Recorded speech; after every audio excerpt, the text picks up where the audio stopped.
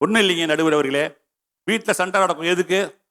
எனக்கு சொன்ன மாதிரி, சகோதரி சொன்ன மாதிரி 10 பவுன்ல அதை வாங்கி கொடு, 6 வாங்கி கொடு, இப்படிலாம் மனைவி சண்டைக்கு வந்தா அழகா ஒரு சூட்சம் அவங்க எல்லாருக்கும் தெரியும். ஒரு 3 முழம் மல்லிகைப்பூ வாங்கிட்டு போய் கொடுங்க, அப்படியே அமைதியா ஆயிடுவா பொண்டாட்டி.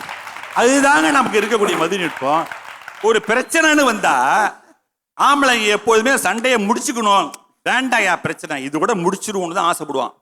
ஆனா பொண்டாட்டி இருக்கா பாருங்க, என் பொண்டாட்டி சேர்த்தான் சொல்றேன், விட மாட்டா. எப்ப போனாலும் நீ என்ன சொன்ன என்ன சொன்ன சொல்லு, திரும்ப சொல்லு. ஐயோ விட்டுருவாத, பிரச்சனையை பெருசாகிட்டு வர்றோம் போறோம் சொல்லிக்கிட்டு.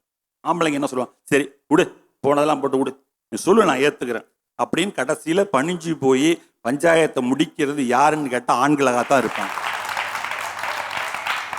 ஒரு 4-5 ட்ரெஸ், அதிக பத்தம் 15 ட்ரெஸ் இருந்தால் நமக்கு போதுங்க.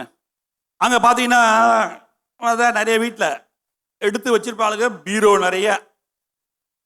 கல்யாணத்துக்கு கிளம்பணும்னா அங்கே முகூர்த்த நேரம் நெருங்கினும், தாலியே கட்டிடுவான் போட்டிருக்கு. இதுக்கு ஹோட்டல் ரூம்லேருந்து இதை கலப்புறதுக்குள்ளே நான் பெரும்பாடுபடுவேன். இருங்க அதை வந்துட்டேன்,